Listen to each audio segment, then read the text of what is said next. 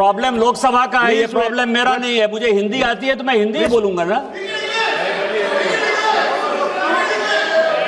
आपके कहने से मैं अंग्रेजी नहीं बोलूंगा ना, और अंग्रेजी विदेशी भाषा है। यदि आप तमिल बोलने के लिए मुझे कहते तो मुझे प्रसन्नता होती। आप इंग्लिश बोलने के लिए कहते हो। हिंदी बोलना इस देश में गुनाह हो गया सर। और प्रियंका गांधी और राहुल गांधी जी को लगता है कि नेहरू जी पर उनका एक स्टाम्प, मैं उसको आगे बढ़ाना चाहता हूं कि आखिर पाकिस्तान क्यों बना।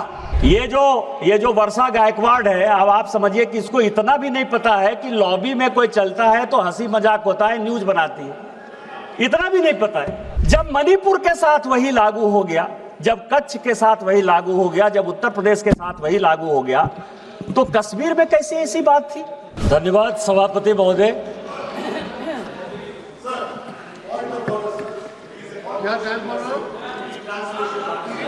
ट्रांसलेशन। धन्यवाद सभापति महोदय। है ना ट्रांसलेशन? एक minute, just a minute. Translation is going on. English, Hindi, Hindi तो बोल रहे, English is going on. You please confirm translation. Just a minute, Nishikanji, just a minute. Some problem is there, technical issues is there, so doing. Yeah. Just a minute. Just a minute.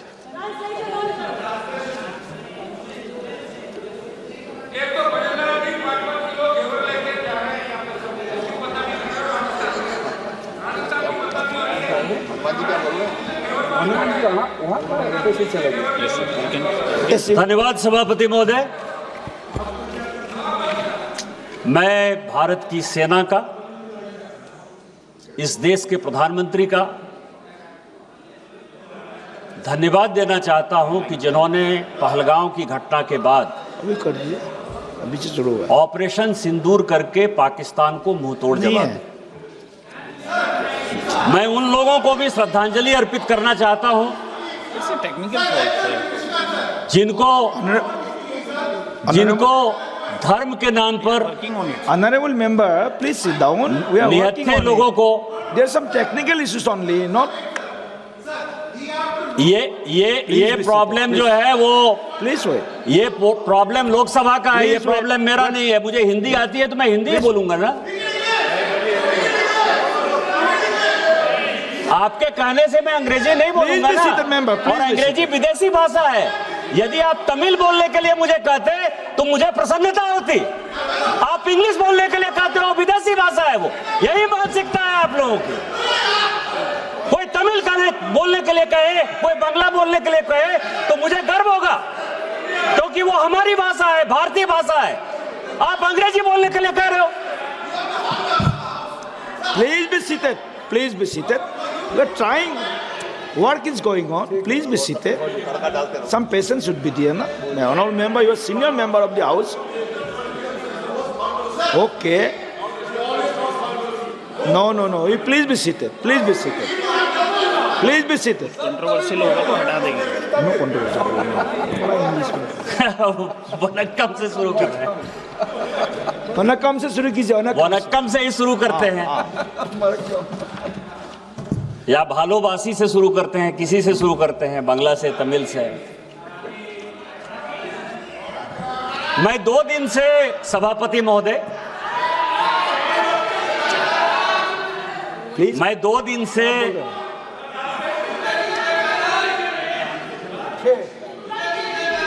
अरे मैं तो वही बोल रहा हूँ, थोड़ा सा patience please. Some technical issues is there, so working on it, please.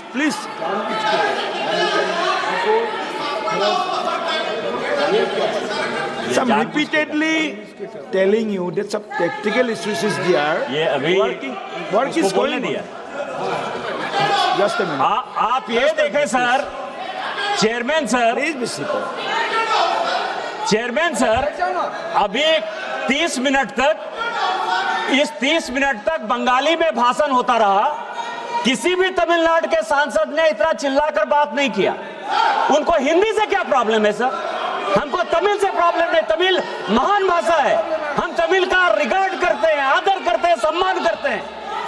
उनको हिंदी से क्या प्रॉब्लम है सर? और यही कांग्रेस की मानसिकता है, यही कांग्रेस के सभी सहयोगी पार्टियों की मानसिकता है। तमिल में उनको नॉर्थ इंडियन से प्रॉब्लम है सर, जानबूझकर कर रहे हैं। हिंदी बोलना इस देश में गुनाह हो गया सर। और एक दिन ऐसा होगा कि पूरा का पूरा देश जो है वो इंग्लैंड हो जाएगा, अंग्रेजों के गुलाम हो जाएंगे सर।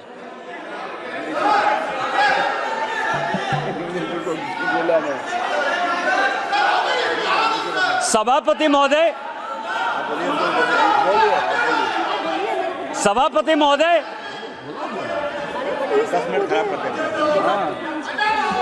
मेरा समय बर्बाद हो रहा है सर, मेरा समय बर्बाद हो रहा है सर और वो समय इंक्लूड होगा इसमें सर।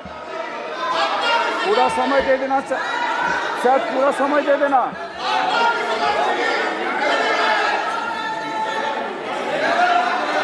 अरे आवाज नहीं आ रही है, मेरी भी आवाज नहीं आ रही है। नहीं, मेरी आवाज आ रही है।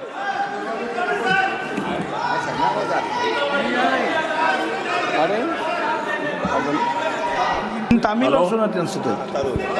क्या इनको तमिल का ट्रांसलेशन सुनाइए? आ रही है, आवाज आ रही है, आवाज आ गई, आ गई, आ गई, सुनिए। Please be seated. अभी आ रहे हैं, आ गई आ रहे हैं। Please be seated. Please be seated. आवाज, आ गई ना? आप सुन रहे हैं? ट्रांसलेशन पूरा कंप्लीट है। Tamil started. चलिए ठीक है। Maran ji, Tamil started. You can hear Tamil started. English is also coming. Please try to hear in Tamil. Tamil is the oldest language. Tamil is a pride of India. Tamil is the oldest language of India. Please listen. Tamil, please listen. Tamil. आप बोलिए। सभापति महोदय, Please be seated. Please be seated.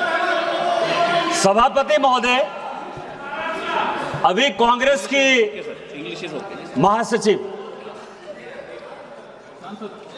और सांसद प्रियंका जी काफी कुछ बोलकर गई और उन्होंने कहा कि इतिहास से कोई मतलब नहीं है, वर्तमान में जी। जो व्यक्ति, जो देश, जो समाज इतिहास को भूलता है वो अपने आप को मिट्टी में मिला लेता है। इतिहास से सीखना चाहिए, वर्तमान में जीना चाहिए। और इस पार्लियामेंट में और इस देश में जिन दो चीजों पर बात होती है सभापति महोदय, हम लोग किस चीज पर चर्चा करते हैं? हम लोग या तो कश्मीर पर चर्चा करते हैं या चीन पर चर्चा करते हैं। इन्हीं दो चीजों पर चर्चा करते हैं। और प्रियंका गांधी और राहुल गांधी जी को लगता है कि नेहरू जी पर उनका एक स्टाम्प है। नेहरू जी आपके नाना हो सकते हैं, दादा हो सकते हैं, इस देश के वो पहले प्रधानमंत्री थे और उनके किए हुए कारनामे पर प्रश्न उठाने का मुझे पूरा अधिकार है। आपकी कोई गारंटी नहीं है, आपकी कोई यूएसपी नहीं है, वो इस देश के प्रधानमंत्री हैं। और यदि लम्हों ने खता की, सदियों ने सजा पाई, तो हम जो सजा पा रहे हैं उसके बारे में प्रश्न उठाने का मुझे पूरा अधिकार है।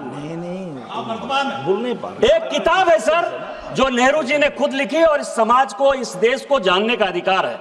उन्होंने लिखा, उनकी किताब है glimpses of world history. Chair पे आना है 4 बजे। और वही कांग्रेस की मानसिकता और विपक्षी पार्टियों की मानसिकता वहीं से निकलती है। ग्लिम्सेस ऑफ वर्ल्ड हिस्ट्री में सभापति महोदय, नेहरू जी ने लिखा कि मोहम्मद गजनी जिसको गजनी और गोरी जिसको कि हम लुटेरा मानते हैं, जो आज का टेररिस्ट जिसको कहते हैं, वो उस जमाने का टेररिस्ट हुआ करता था, उसको वो कहते हैं कि वो वॉरियर था। उसको वो कहते हैं कि वो केवल अपने अंपायर को एक्सपेंड करने के लिए आया था और उसने हिंदुओं पर कोई जुल्म नहीं किया। ये ग्लिम्सेस ऑफ वर्ल्ड हिस्ट्री में खुद मिस्टर नेहरू लिखते हैं। और यही आज की मानसिकता है।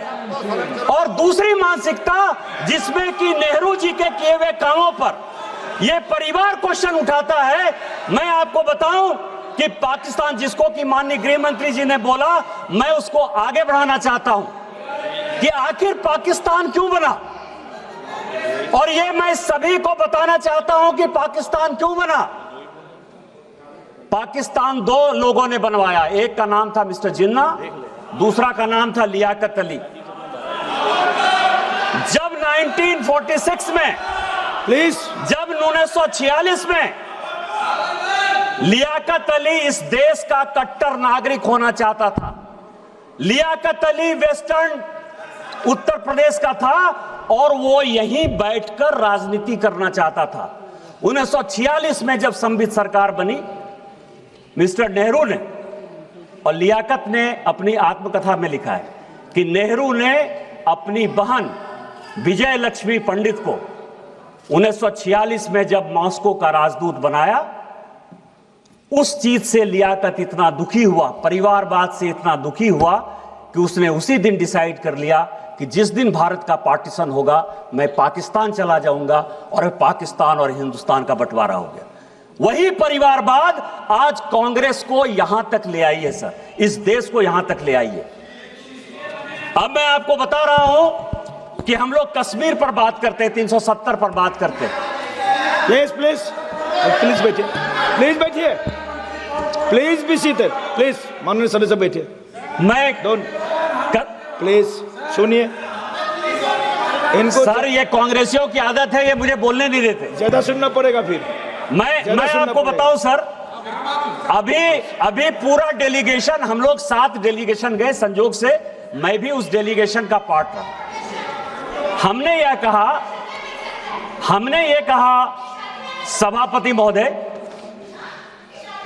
कि 370 जो है वो विशेष तौर पर ऐसी परिस्थिति में लगाया गया जिसके लिए वो हकदार नहीं था। इसकी कहानी समझिए सर कि आखिर 370 क्यों लगा और ये कश्मीर का प्रॉब्लम क्यों है जिसके कारण कि पूरे देश में लड़ाई है।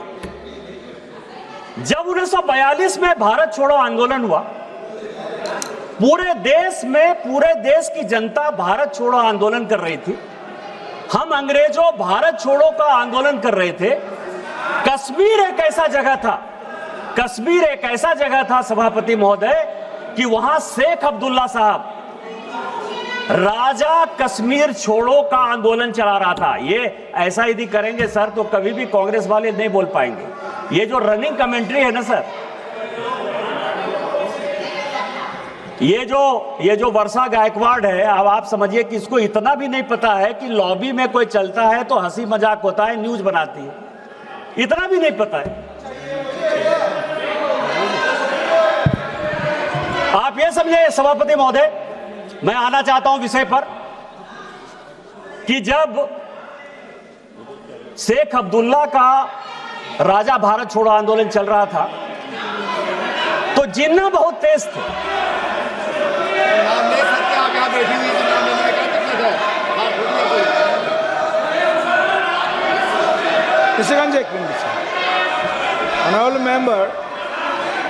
Honorable member, please be seated first. Please be seated first.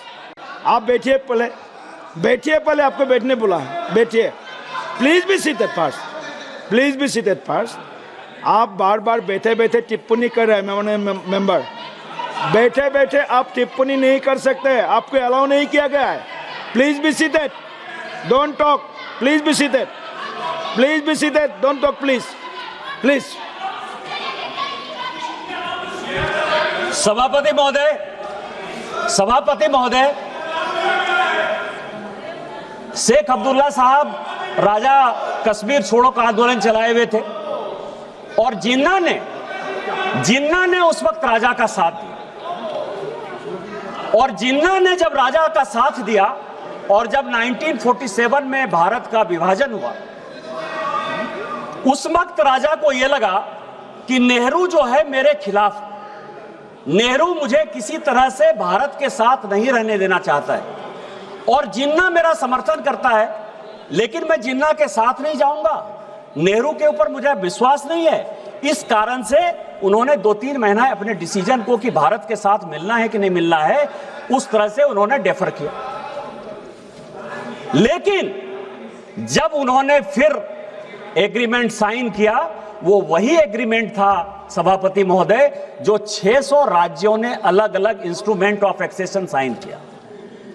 जब मणिपुर के साथ वही लागू हो गया, जब कच्छ के साथ वही लागू हो गया, जब उत्तर प्रदेश के साथ वही लागू हो गया, तो कश्मीर में कैसी ऐसी बात थी जो आपने उसको धारा 370 दे दिया? और यदि जिनको लगता है कि टू नेशन थ्योरी के आधार पर वो साइन नहीं हुआ, तो जब सिक्किम 1975 में भारत में मिला, जब गोवा 1962 में भारत में मिला, तो उसको 370 आपने क्यों नहीं दे दिया? आज जो ये कश्मीर के हालात हैं, उस हालात के पीछे यदि नेहरू गांधी परिवार जिम्मेवार है, तो हम जिम्मेवार नेहरू जी को ठहराएंगे या नहीं ठहराएंगे? इसमें प्रियंका गांधी और राहुल गांधी को परेशानी क्या है? ये आप कह रहे हो, मैं आपको दूसरी बात कर रहा हूं। चाइना की बहुत बात, जितने अखिलेश यादव जी बोले चाइना के बारे में बोले, कनिमोझी जी चाइना के बारे में बोली, सुप्रिया जी चाइना के बारे में बोली, जितने अपोजिशन के आदमी हैं सब चाइना के बारे में बोल रहे हैं। प्रिया ने बोला, नहीं बोला, मना कर दिया।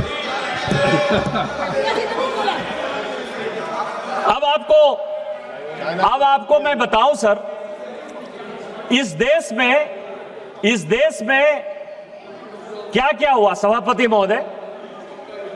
1985 का एक CIA का डॉक्यूमेंट हमने रिलीज किया, खुद ही ट्वीट किया, और उसने ये कहा कि कांग्रेस पार्टी के 40% सांसद सोवियत रूस के लिए मुखबिरी करते थे, उनसे पैसा लेते थे, उनसे पैसा लेकर चुनाव लड़ते थे। आज तक कांग्रेस के किसी आदमी ने उसके ऊपर डिफेमेशन नहीं किया। 1962 के युद्ध के पहले 1961 में बेलग्रेड सम्मेलन हुआ। मैं आपको बता रहा हूं कि आप लोगों ने कहा कि पड़ोसी देश ने क्या किया।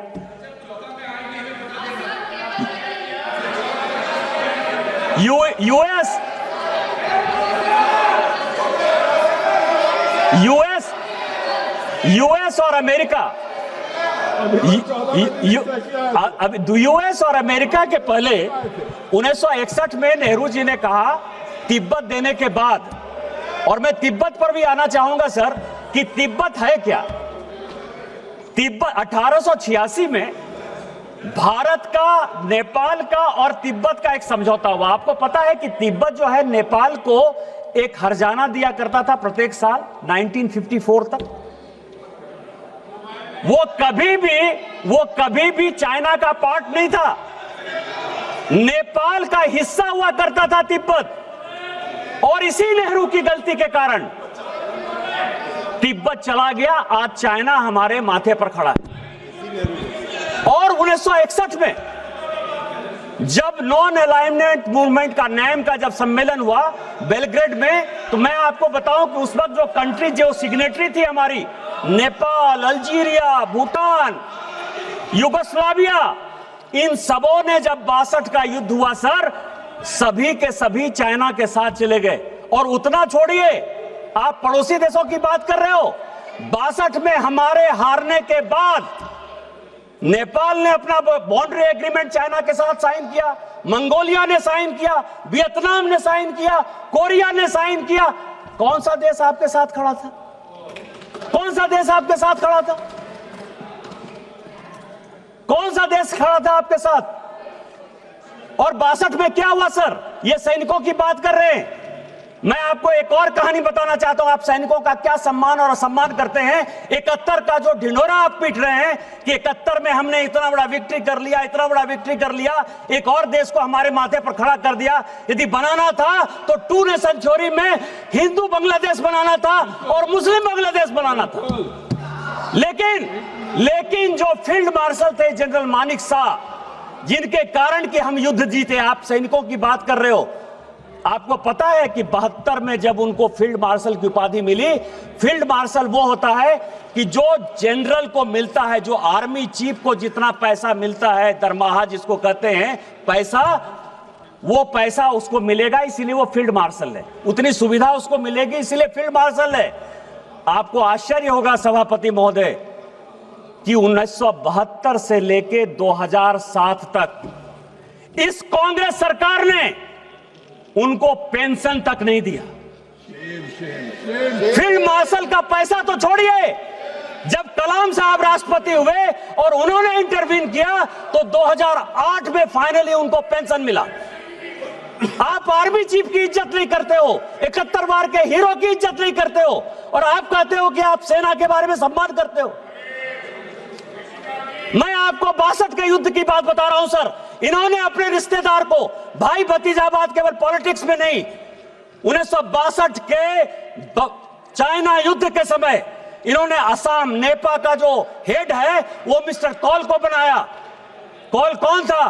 कौल नेहरू जी का चचेरा भाई था। 18 सेनापति को बाईपास करके उसको उन्होंने बनाया। और आपको पता है क्या हुआ सर? उस युद्ध में चीन हमारे साथ चीन के खिलाफ अमेरिका भी था और ब्रिटेन भी था। लेकिन आपको आश्चर्य लगेगा सर कि जो आकाशवाणी में जब नेहरू जी ने अनाउंस किया कि आसाम हमारे हाथ से चला गया तो मिस्टर कौल जो है भाग कर आ गए सर, और यहां रिसर्च रेफरल अस्पताल है धौला कुआं का, यहां जो है वो भर्ती हो गए अस्पताल में। आप किस तरह की बात कर रहे हो? उन्होंने अपनी किताब में लिखा सर, अनटोल्ड स्टोरी में, अनटोल्ड स्टोरी में लिखा, उसी मिस्टर बी.एल. कौल ने लिखा कि इंडियन एयरफोर्स यदि हमारा साथ देती तो शायद हम बच सकते थे, लेकिन नेहरू ने एयरफोर्स का जो है कोई भी उपयोग नहीं किया, जिसके कारण कि भारत के, उन्होंने अपने स्टोरी में लिखा। और इसके बाद में एक और कहानी बताना चाहता हूं सर, जो अनटोल्ड स्टोरी में हुआ कि एक आर्मी चीफ ने रिटायर्ड आर्मी चीफ ने, गिरिराज जी ये बड़ा महत्वपूर्ण है, जयंती शिपिंग कंपनी बनाई। जयंती शिपिंग कंपनी बनाई सर। उस वक्त 1000 करोड़ का बैंक लोन ले लिया जयंती शिपिंग ने। उसको जो है उस तेजा ने, रवि तेजा जिसका कंपनी का नाम था, उसने लंदन में मकान लिया। और आपको पता है मधुलिमिया जी ने इसी हाउस में कहा सभापति महोदय कि तेजा साहब जो है राजीव गांधी का और संजय गांधी का रहने का खर्चा और पूरे पढ़ाई का खर्चा वो जयंती शिपिंग का मालिक तेजा देता था। इस तरह की बातें कर रहे हो आप। हमसे एयरक्राफ्ट का हिसाब लेते हो।